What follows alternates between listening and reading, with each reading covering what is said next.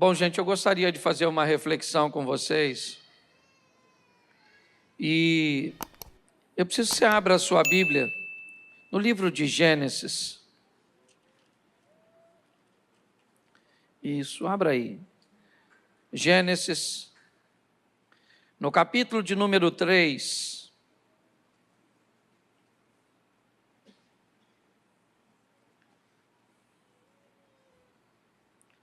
O verso é o de número 21. Coloca para mim, por favor. É só uma reflexão.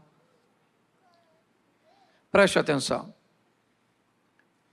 E fez o Senhor Deus a Adão e a sua mulher túnicas de peles e os vestiu. Você pode ler para mim, por favor? Não, volta.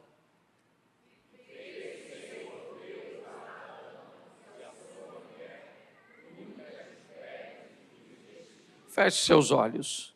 Senhor nosso Deus e Pai, em nome de Jesus, eis aqui a Tua palavra. Continua falando conosco e usa-me como um canal de bênção nesta hora. Te damos graças por tudo, em o nome de Jesus. Amém. Glória a Deus. Amém. Eu gostaria de te dar um panorama rápido da necessidade do Salvador. Da necessidade de alguém que viria fazer algo que ninguém teria condições de fazer. Se você deseja viver com Deus, e eu tenho falado muito de relacionamento, é importante que você entenda que a maior parte da Bíblia terá que ser vista pela fé e não pela razão.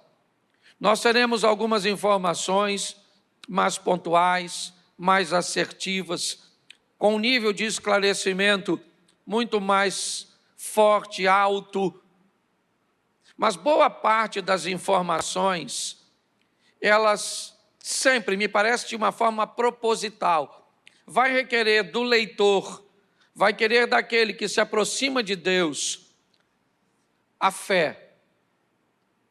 Porque grande parte das informações que gostaríamos de ter, nós não temos. Nós temos dificuldade de entender a Bíblia por causa do tempo, dos números.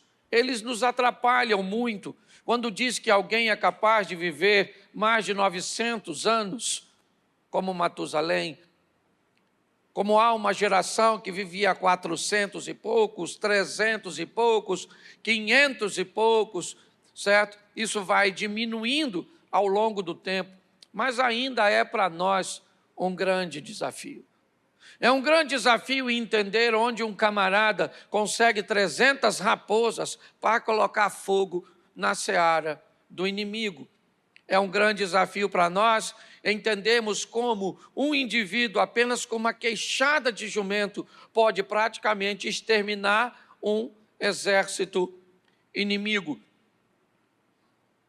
Sempre teremos dificuldade de entender como tudo foi feito em 7 dias. Se 7 dias, a palavra dia, na verdade, quer dizer um período de 24 horas, ou se ela se encaixaria, certo?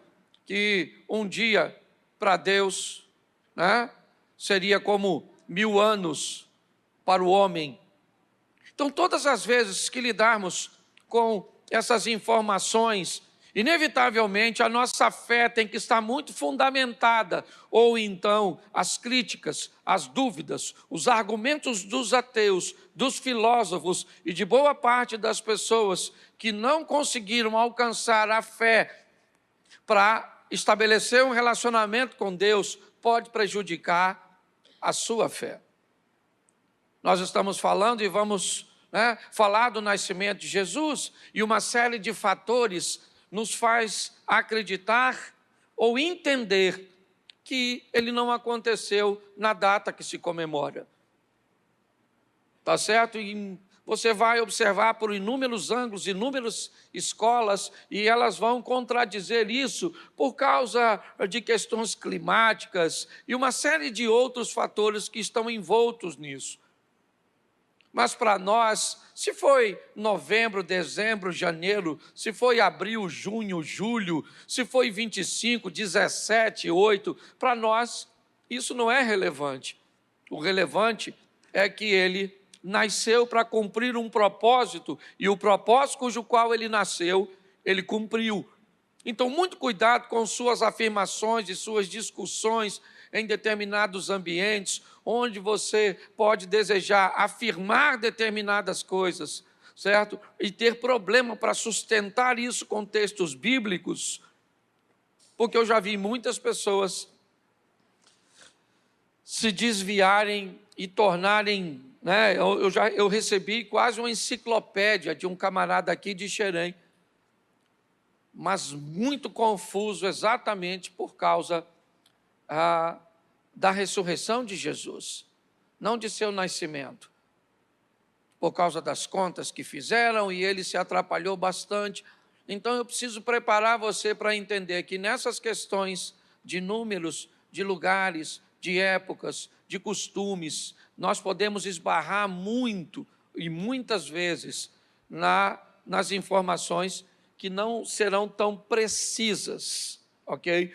Mas eu gostaria que você entendesse o que eu quero passar para você hoje. Deus cria o homem e a mulher, e nós somos criacionistas, e não temos nenhuma dificuldade de até aceitar um pouco da evolução, não como a criação, mas o processo evolutivo.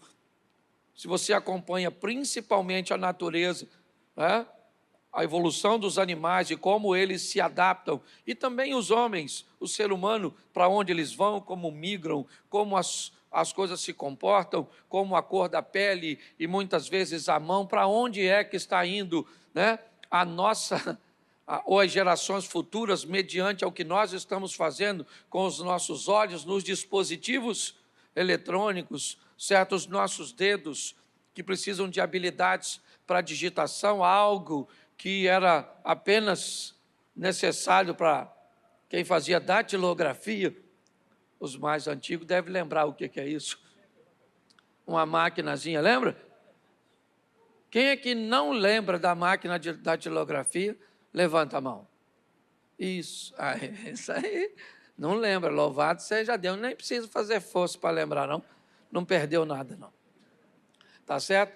Mas eu queria que você olhasse, né, para um panorama que, na criação, o diabo vai persuadir o homem.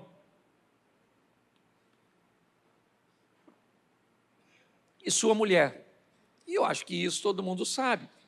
A historinha de um limite que é ultrapassado, e que durante algum tempo alguém disse que era uma maçã, um fruto, alguma coisa desse tipo, mas a mensagem apenas quer dizer que um limite foi estabelecido no jardim, no Éden, num ambiente que era chamado de paraíso, e aqueles que viviam ali resolveram ultrapassar os limites estabelecidos por Deus.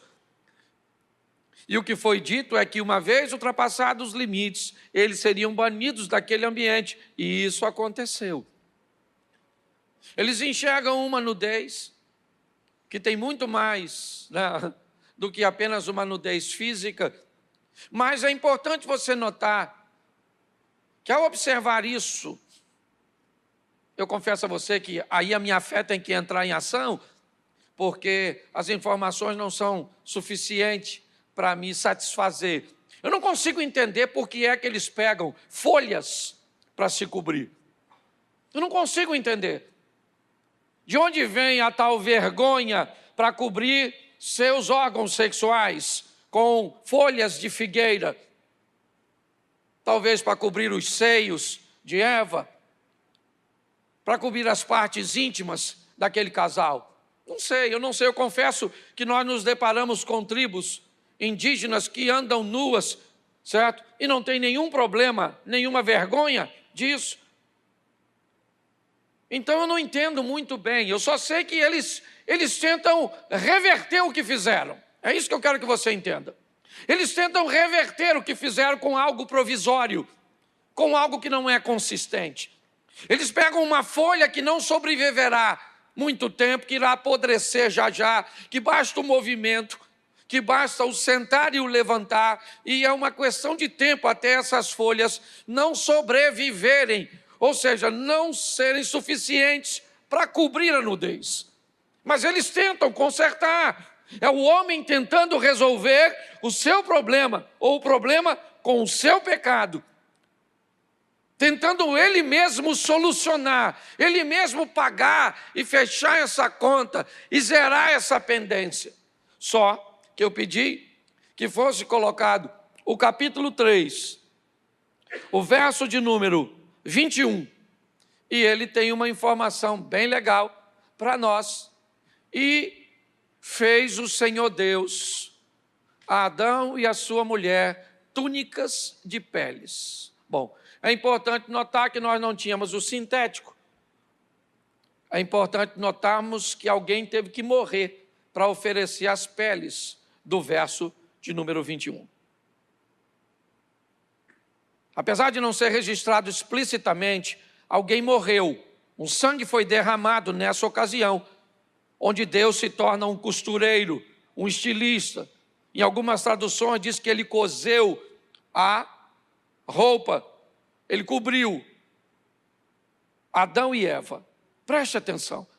Agora, substituindo a folha por uma pele, e muito mais do que aquilo que vai sobre o corpo, mas aquilo que teve que acontecer para que aquela pele fosse oferecida. Ali no jardim do Éden, Jesus Cristo já aparece na tipologia, sendo também esse indivíduo, ou se eu posso chamar de indivíduo, mas esse ser vivo que morre para oferecer a pele para que Adão e Eva pudessem se cobrir.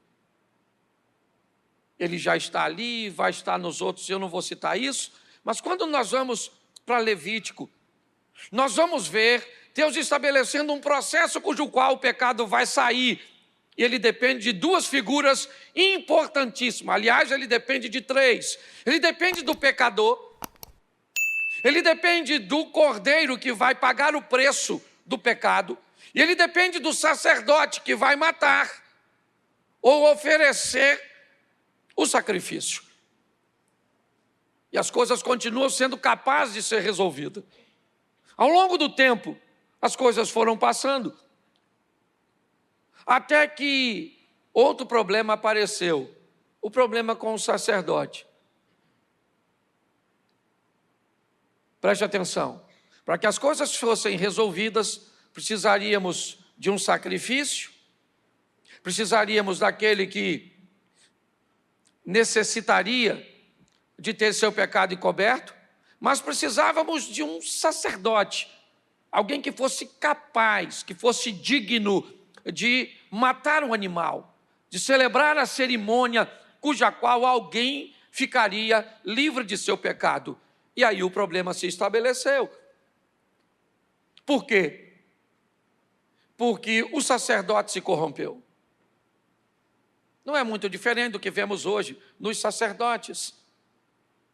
E posso falar da minha classe, pastores, corrompidos pelo dinheiro, corrompidos pela ganância, corrompidos pelo sexo, corrompidos pelo sucesso, corrompidos por tantas coisas, pelo domínio, pela capacidade que tem de, muitas vezes, não vou dizer nem influenciar, mas realmente dominar as pessoas. Olhando para isso, era mais ou menos assim. Vamos olhar para o Novo Testamento, eu já vou chegar lá para mostrar isso a vocês. Era mais ou menos como se fosse assim. Eu sou o sacerdote, o Osias, ele precisa fazer o sacrifício. Então, o Osias mora em Jardim Primavera, ok? E o local onde a cerimônia vai ser feita é Xerém. Para o Osias é muito mais rápido comprar um animal aqui em Xerém do que andar com um animal lá de Jardim Primavera até Xerém. Vai demorar muito mais tempo, ok? Então o que Osias faz? Ele traz consigo o dinheiro para comprar um animal aqui, certo? Porém, o cara que vende o animal é meu filho Felipe. É ele o dono do animal. Então ele vai lá, compra com Felipe, mas na hora de oferecer o sacrifício, ele também precisa da lenha. E quem vende a lenha, certo, é meu filho mais velho, Caio. Mas além da lenha e do animal, ele também vai precisar do incenso. E quem vende o incenso é um outro parente meu. Eu queria que você entendesse mais ou menos, só estou dando de uma forma grosseira o que estava acontecendo, mas só para você entender por que Jesus virou os cambistas, por que criou toda aquela estrutura naquele ambiente. Mas nós voltamos à estaca zero agora, porque o templo está lá, e se alguém entrasse para oferecer o sacrifício no Santo dos Santos, ele seria fulminado.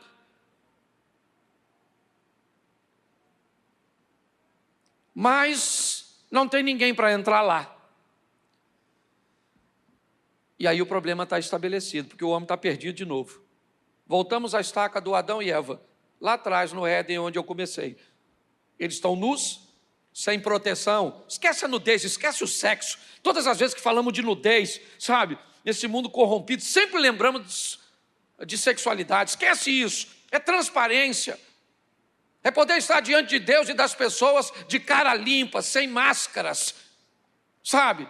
É poder olhar para a tela do celular e colocar ele aberto em cima da mesa, mulher, filhos, mãe, certo? Esposa, marido, está tudo lá. Podemos fazer alguns sinais ou sinalização, né, para o outro, na frente de todos.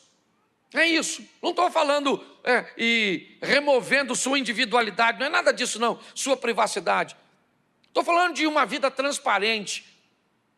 Essa é a proposta do Éden, é isso.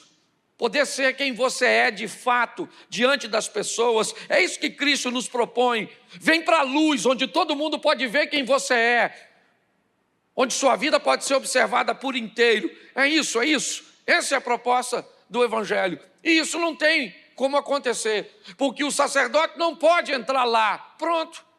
E agora? Agora o homem está perdido de novo. E quem é que vai resolver esse problema? A Bíblia explica isso, eu não tenho como te dar todas as informações agora, mas é só para você entender a ideia. Então agora o que vamos fazer? Precisamos de alguém. Mas eu posso trazer o sacerdote? Não é só sacerdote. Porque o problema não está só no sacerdócio. Também tem o comércio que gira em torno do sacrifício.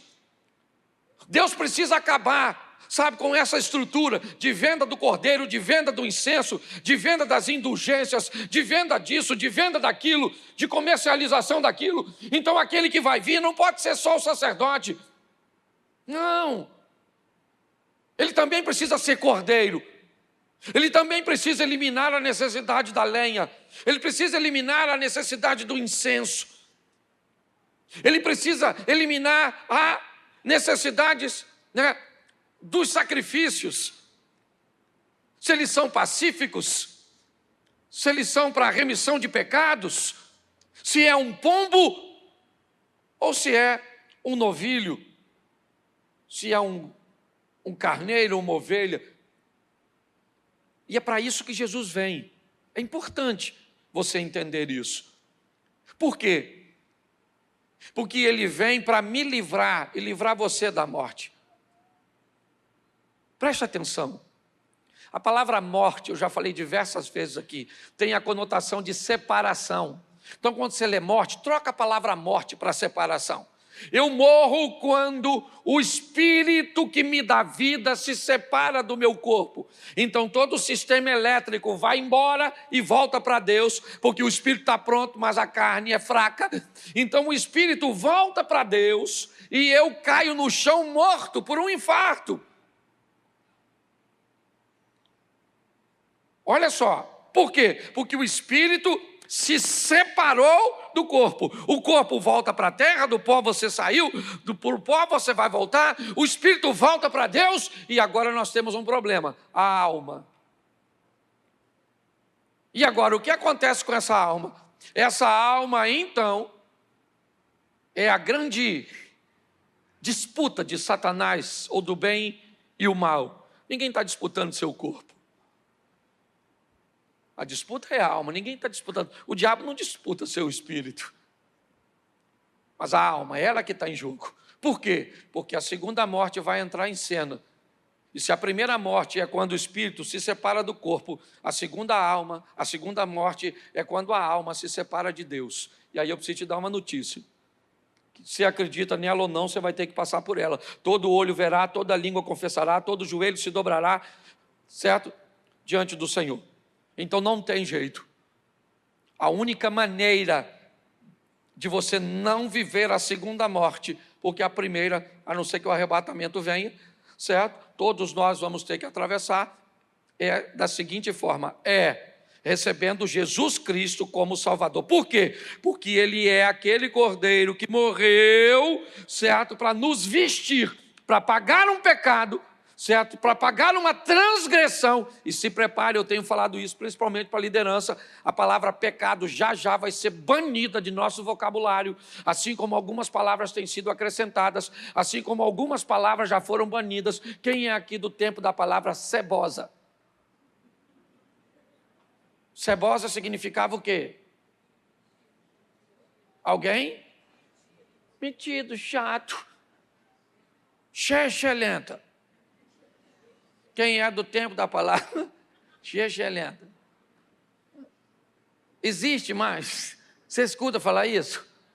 Não escuta mais falar. Já, se falar a palavra pecado, vai ser discriminação. Você não pode falar. Nada mais vai ser pecado. Se nós banirmos essa palavra do nosso vocabulário, preste atenção, vai ficar difícil de pregar. Eu tive que trocar a minha oração num evento, ok? Eu fui num evento e falei uma frase durante a minha oração, e a frase que eu falei durante a minha oração, eu tive sérios problemas com essa frase.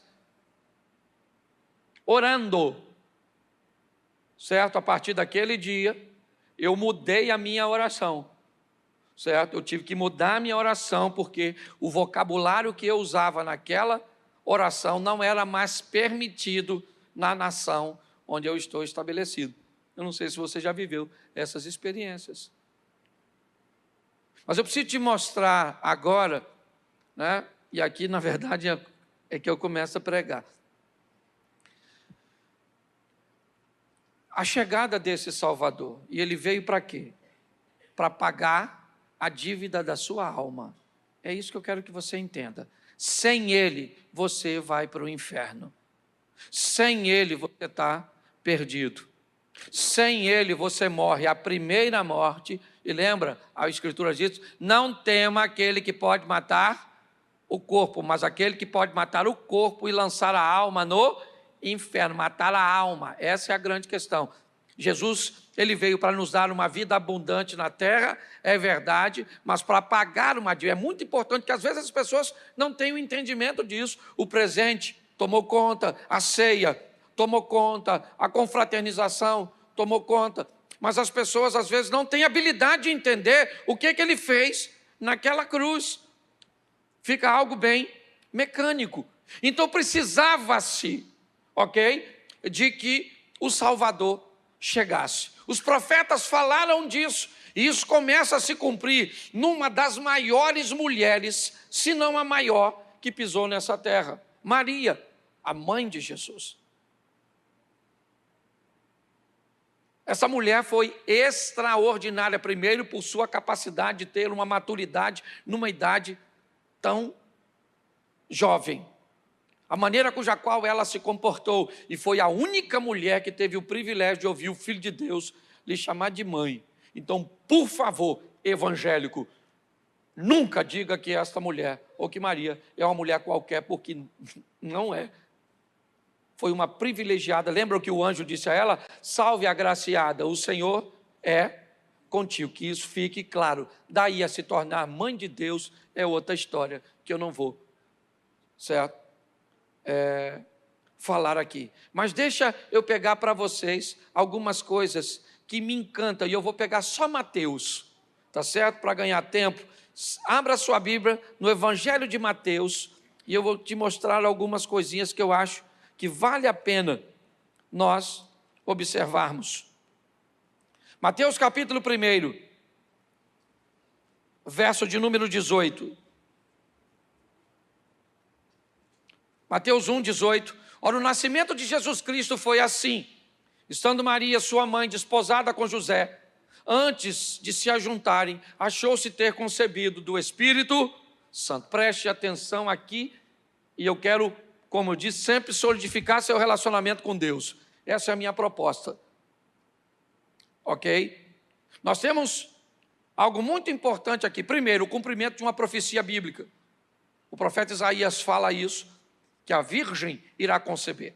Algumas traduções e algumas escolas tentam dizer que ela não era virgem, que a expressão usada era apenas como uma menina muito jovem, ok? E novamente, a tua fé vai ter que entrar em cena.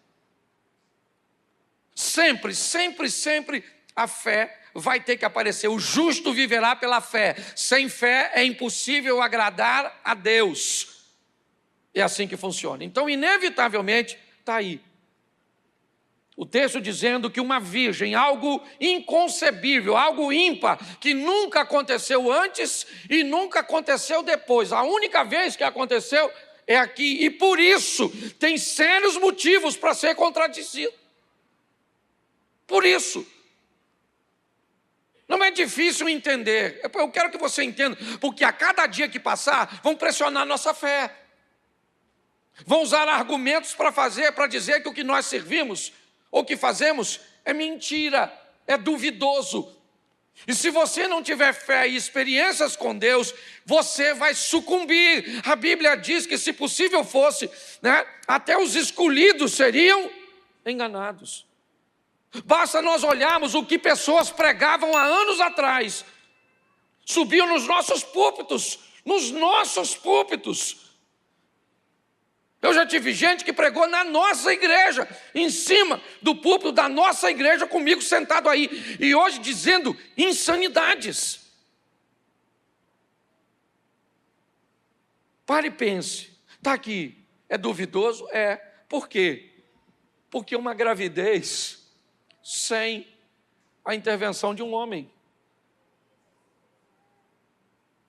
Olhe, pare e pense. Isso é inconcebível? É inconcebível. Isso é possível? Não. E pior, a história diz que um anjo chegou e disse: salve a agraciada. Um anjo conversa com um mortal, com Maria, e diz a ela: você vai engravidar de um menino.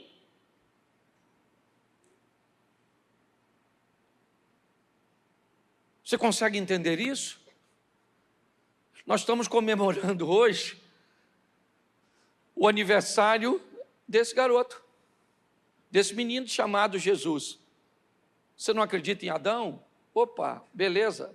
Para você, Adão não existiu. A história do Éden é a história da carochinha. Então, queria lembrar você que a Bíblia diz que o pecado entrou por um homem, e se entrou por um homem, o pecado saiu por um homem, porque senão não há justiça. Não há diferença nenhuma num ser humano, como ser humano, entre Adão e Jesus. Porém, se Jesus veio desfazer algo que Adão não fez, tem algum problema com a nossa fé.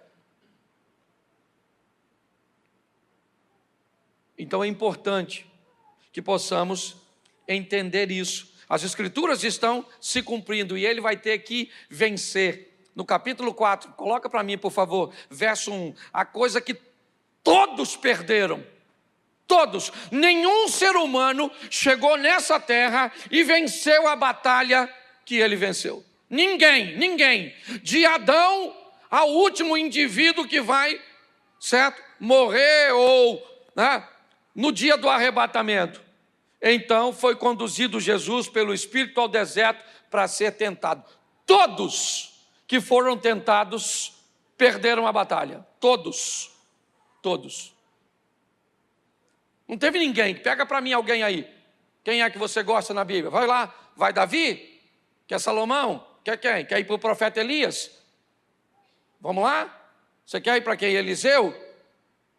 Vamos embora? Moisés? Abraão? Quem você quer ir? Todos eles. Apóstolo Paulo? É isso? Pedro? Todos perderam a batalha para a tentação. O capítulo 4 expõe o nosso mestre, Jesus Cristo, sendo tentado pelo diabo, oferecendo a ele aquilo que mais ao longo da história derruba pessoas. E é assim que funciona.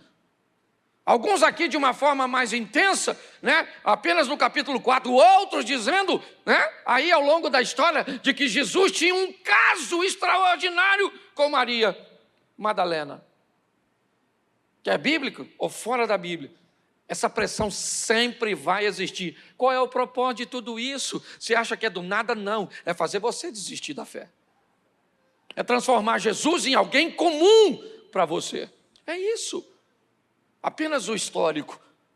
No capítulo 4 está aí. Ele foi conduzido ao deserto para ser tentado pelo diabo. E não apenas no capítulo 4. No restante de sua vida. Porém, ele foi o único que passa por aqui ileso. Essa é a verdade. Ileso. No capítulo 5, coloca o 5 só para eles, para eu deixar registrado. Capítulo 5, verso 1. Rapidinho. Vendo a multidão, subiu a um monte e assentando-se, aproximaram dele seus discípulos. Agora no capítulo 5 ele começa seus ensinamentos. Porque ele é cordeiro. Apesar de ser eterno, ele precisa morrer. Ele vai passar e sabe que seu tempo é curto. Mas ele sabe que uma coisa pode mudar a vida da humanidade. Informação, conhecimento, ensinamento. E a partir do capítulo 5, ele começa a ensinar seus discípulos inicialmente. É verdade, dando a ele bases. Mas logo, logo Jesus já está falando para a multidão. 4.000, 5.000 pessoas. Pessoas importantes, expressivas, significativas. Sua palavra através de pessoas como João Batista, como o apóstolo Paulo, está chegando em lugares, ou chegou em lugares relevantes, importantes, não apenas mais pessoas de aldeias, mas governadores, conseguem ser alcançados por esta palavra. E o que é isso? Isso são seus ensinamentos. Aquilo que você escuta hoje, e que eu estou falando aqui, são coisas que romperam mais de 2.000 anos para chegar. Por quê? Porque é sustentada nele. A ele foi dado um nome que é sobre todo nome. Se tem uma coisa que Deus preza, é seu nome. Certo? Uma das coisas mais importantes da história é nome. Certo? De uma forma grosseira, acaba virando uma marca. Acaba virando uma chancela. Hoje, por exemplo, o nome Que Bom. Estou te dando um exemplo. O nome Que Bom, só o nome Que Bom com aquele símbolozinho da Que Bom vale mais do que tudo que a Que Bom tem de estrutura. Fábricas, equipamentos, tudo. Nome. Todas as vezes que você cria um nome, certo? Nome. O nome pode fazer a mesma coisa, vale 100 vezes mais. Uma empresa na China pode fazer uma camiseta que pode custar R$50 numa loja e $5.000 em outra, na Quinta Avenida, em Nova York. Qual é a diferença? O tecido é o mesmo, a fábrica é a mesma, a costureira é a mesma, é o nome que está sobre ela. A coisa mais importante que nós temos é o nosso nome. Todas as vezes que falarem o seu nome, pare e pense nisso. O inferno sabe quem você é. Estão tentando expulsar um demônio. E aquele que tenta diz, em nome daquele que Paulo diz. 2 nomes são citados nesse texto. Um implícito e outro explícito. O nome Paulo e o nome Jesus. Porque Paulo expulsava demônio em nome de Jesus. Então disseram, em nome daquele que Paulo diz, sai agora. E o demônio diz, Paulo, eu sei quem é. Esse nome tem autoridade. Aquele que Paulo diz, eu também sei quem é. Mas e você? Quem você é? Eu não sei quem você é. E o texto, depois você lê, diz que o demônio ataca os 2 indivíduos e que sai basicamente pelado. Seus ensinamentos estão construindo nome em pessoas. É isso, e continua fazendo. Pessoas que têm nome, que constroem nome, que ganham credibilidade, seja numa esfera tão grande, ou talvez seja tão pequeno. Ah, mas eu queria ser alguém de credibilidade tão grande. Tenha primeiro de sua esposa, tenha primeiro de seu cônjuge,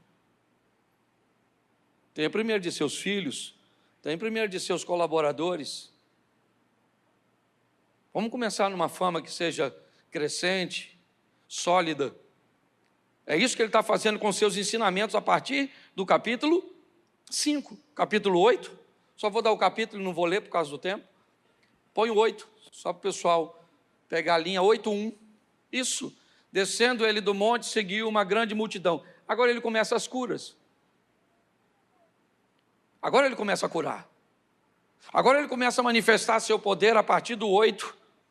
Ele cura o leproso, ele cura o servo do centurião, em Mateus. Ainda no capítulo 8, a partir dele, ele começa a mostrar o poder que ele tinha sobre os fenômenos naturais, repreendendo a tempestade. Agora ele começa a expulsar demônios, e numa viagem só, ele dá 2 lições extraordinárias. Ele rompe paradigmas e mostra que 2 dos seus maiores missionários são um ex-endemoniado e uma mulher de vida um pouquinho questionável, a samaritana. Preste atenção. Ele começa a romper, pegar pessoas que ninguém quer, olhar para pessoas, sabe, aparentemente desqualificadas para desempenhar. Ele começa a fazer coisas, a dizer para vento, cala a boca, o vento cala a boca, dizer para o mar, fica quieto, dizer para o demônio, sai, e o demônio sai, dizer para o morto, levanta, e o morto levanta, dizer para o doente, você está curado, e o doente está curado. Esse é Jesus. Isso é extraordinário. Me parece que no casamento de Caná, no capítulo 2, ele diz que não é para isso que veio. Me parece que isso são apenas bônus. Quando Maria pede, olha, o vinho está acabando, Jesus diz, que tenho eu contigo, mulher? Ainda não é chegada a minha hora, mas quando vão prendê-lo, e ainda não é a sua hora, ele sai de fininho. Mas quando prendem ele, a hora é certa, ele diz, é chegada a minha hora. Está tudo sob controle. O que estamos vendo é ele mostrar, no capítulo 8 e 9, seu poder. Mas no capítulo 10, põe o 10, verso 1, novamente ele volta para coisas muito preciosas. Ele, chamando os seus 12 discípulos, deu-lhe poder sobre espíritos imundos, para que expulsassem e para curarem toda a enfermidade e todo o mal. Preste atenção, o que ele mostrou no capítulo 5 ou no capítulo 8, agora com suas curas, depois de ter dado os ensinamentos, agora ele diz para os discípulos, vão sozinhos agora, apoiando-os uns aos outros. Evitem ir sozinhos. Mas vão agora, para quê? Porque agora está na hora, certo, de vocês estagiarem. Agora eu não vou com vocês. Vão, expulsem os demônios. Comecem a fazer, comecem a realizar, comecem a divulgar. Os ensinamentos estão aqui. Se você olhar o capítulo 10, ele continua dando mais instruções. E dentre elas, a proposta da salvação. Mas tudo isso é bem legal, mas ele já está caminhando para a parte final e eu também. Capítulo 26 ainda de Mateus. Vale a pena você ir para casa e ler os 28 capítulos de Mateus. E aconteceu que quando Jesus concluiu todos esses discursos, disse aos seus discípulos, vamos lá, bem sabeis que daqui a 2 dias é a Páscoa e o Filho do Homem será entregue para ser crucificado. 33 anos, seus discípulos estão aparentemente bem preparados, então ele passa para a reta final. Ele é ungido em Betânia, traído por Judas, ele participa da primeira ou da última ceia, ele vai ao Getsêmani, ele é preso e ele é julgado. Bom, cadê o cara? Desculpe a expressão, né? Não é falta de reverência, não. Mas cadê o Todo-Poderoso? Cadê o indivíduo que gritava para o vento, cala a boca, para o mar, aquieta-te? Que gritava para uma legião de demônios, sai dele agora? Que disse para um demônio do menino, sai e nunca mais entre nele. Cadê? Cadê o indivíduo poderoso que faz sair dinheiro da boca de um peixe? Agora ele está preso, sendo julgado por gente que sequer foi capaz de vencer pecado. Eu não sei se Anás e Caifás tinham noção do que eles estavam fazendo, mas talvez caiba nesse ambiente o texto que diz, o príncipe deste século cegou o entendimento. Eles estão crucificando alguém que vai morrer também por eles. Maria vai estar chorando ao pé da cruz. E ele também morre por ela. Por todos. Todos pecaram. Todos pecaram e destituídos estão da glória. Todos. É assim que funciona. O único foi ele. Ele foi o único. Mas até aqui o curso está normal, porque ele também vai morrer. Aliás, essa foi a instrução de alguns correligionários de Nicodemos, dizendo entre si, calma gente, antes deles apareceram outros charlatões, fique tranquilo, já já ele morre, e tudo que ele ensinou será sufocado, já já as pessoas esquecem dele, e ele é apenas mais um dos loucos, que acreditaram que eram Deus, ou que acreditavam ser o Messias, ou talvez muito menos que isso, um imperador. Mas pare e pense, até o capítulo 26 está tudo tranquilo. Ele é um homem como qualquer outro. É verdade que nasceu de uma forma meio esquisita, que algumas pessoas questionam. Aliás, se alguém questiona o nascimento, por que eu vou querer que eles aceitem a ressurreição?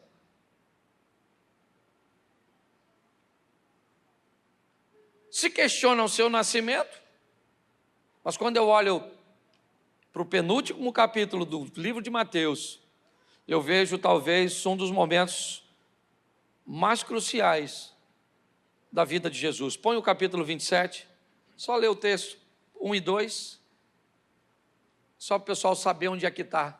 E chegando amanhã, todos os príncipes dos sacerdotes, os anciãos do povo, formavam juntamente conselho contra Jesus para o matarem. Verso, e manietando, o levaram e entregaram ao governador Pôncio Pilatos. Preste atenção, ele vai ser crucificado, mas não morreu. Ele está pendurado numa cruz. As pessoas que passam por ele, elas pedem para que ele faça uma coisa que ele pode fazer e que é muito tentadora. Desce da cruz. Desce. Desça daí. Saia da cruz. Preste atenção. Jesus está quase morrendo. O diabo que me fez pecar, que fez você pecar, que fez Pedro pecar, que fez Paulo pecar, que fez Estevão pecar, que fez... Vamos embora, pega aí na sua mente, na Bíblia. E fez Noé, e fez Abraão, fez Isaac, e fez Jacó, e fez José, e fez, não fez com esse indivíduo que está morrendo. Então tem um problema. Esse indivíduo que está morrendo, ele foge o modelo. Ele é ímpar. Ninguém é igual a ele. Então é melhor que ele não morra. Eu não sei nem se eu posso dizer que me parece que é como se Satanás, que achou que estava no controle, acaba de descobrir que não está, então começa, desce da cruz, não morre, eu preciso mais tempo contigo, eu preciso de mais tempo com você, para que eu consiga fazer com que você peque, vamos embora, não deu certo lá no início para você me adorar, mas eu preciso, desça da cruz, então soldados, desçam da cruz, autoridades, digam para ele, desça da cruz, o povo, diga desça da cruz, ladrão que está do lado, diga desça da cruz. Esse é o 27. Porque se ele não descer da cruz, o inferno está com problema. O mal está com problema. Então ele pode descer. Está doendo. Ele não pode usar seu poder sobrenatural para aliviar a sua dor. Ele não faz uso do vinagre anestésico para diminuir sua dor. Não. Ele não pode, ele não quer.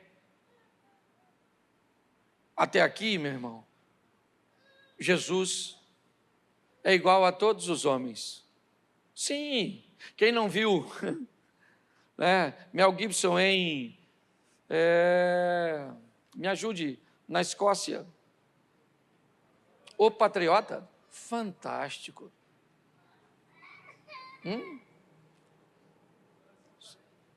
Coração valente.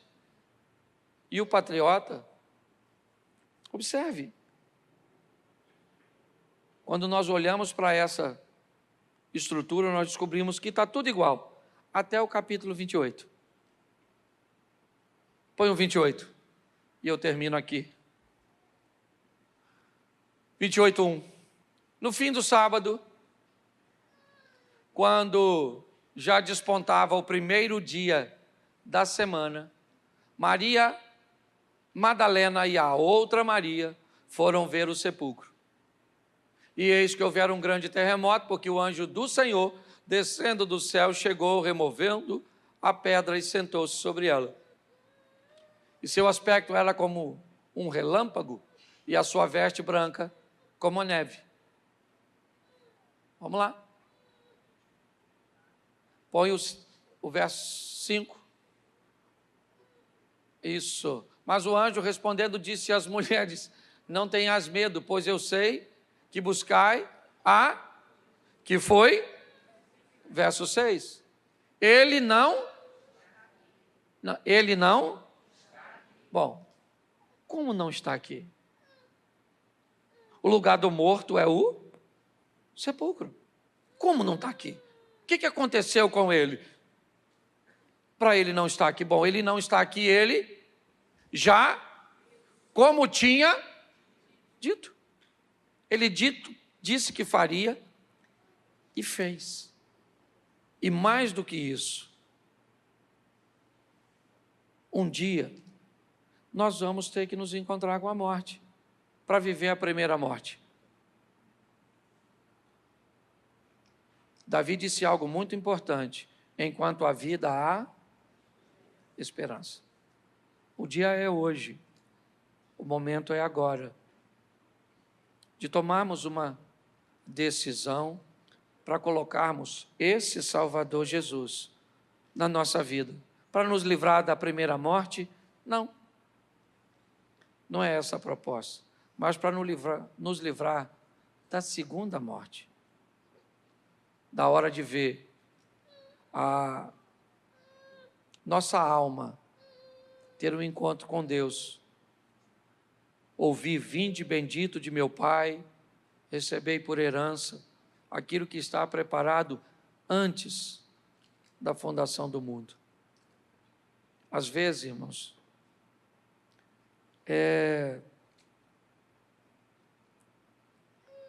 se tornou mecânico demais.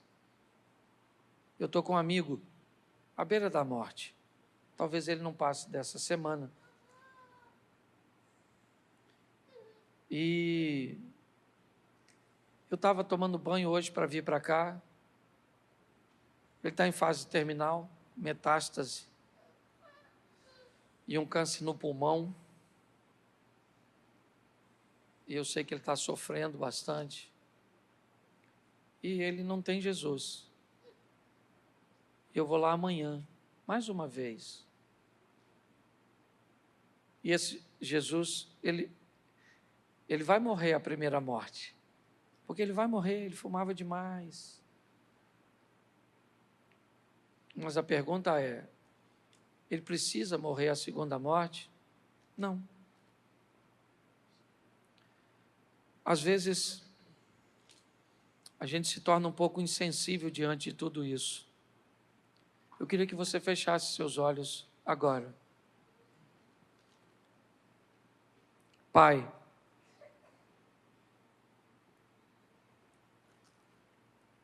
às vezes estamos envoltos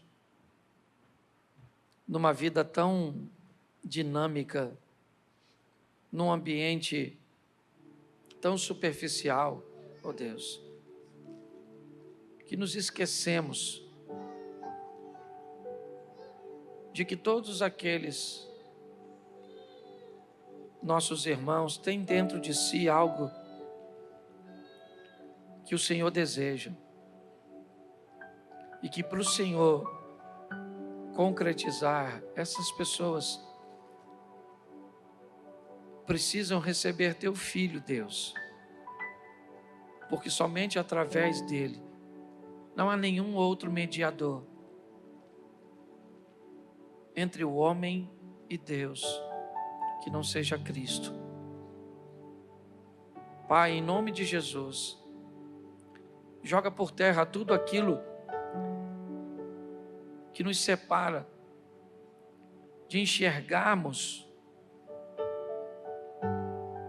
porque é uma árvore, é um presente, é uma cantata, são coisas que, se não prestarmos atenção, acabam se tornando distrações. Não há problemas nenhum na árvore, no presente, na ceia, na cantata. Mas há algo muito maior do que tudo isso, que não pode ser esquecido. Ele pagou um preço para nos dar a vida eterna. Hoje não celebramos sua morte, mas seu nascimento. E muito obrigado, ó Deus, porque às vezes, Senhor, falamos tanto do Espírito Santo e tanto de Jesus e acabamos te deixando de fora. Mas eu quero direcionar minha oração, findando este culto, agradecendo ao Senhor, o Todo-Poderoso Deus, que se manifestou também como Filho, que se manifestou e se manifesta também como Espírito Santo. Toma a nossa casa, a nossa família, mas principalmente a nossa fé, que tenhamos experiências contigo, Senhor, que se sobreponha a informações mais precisas, exigidas por aqueles que não têm experiência nenhuma. Leva-nos aos nossos lares, guardado por tuas mãos poderosas, porque nosso futuro não é incerto. Nós estamos guardados por tuas mãos. Te damos graças por tudo. Que o grande amor de Deus, nosso Pai, a graça de nosso Senhor e Salvador Jesus Cristo e as doces consolações do Santo Espírito de Deus seja para com todo o povo do Senhor, e todos digam: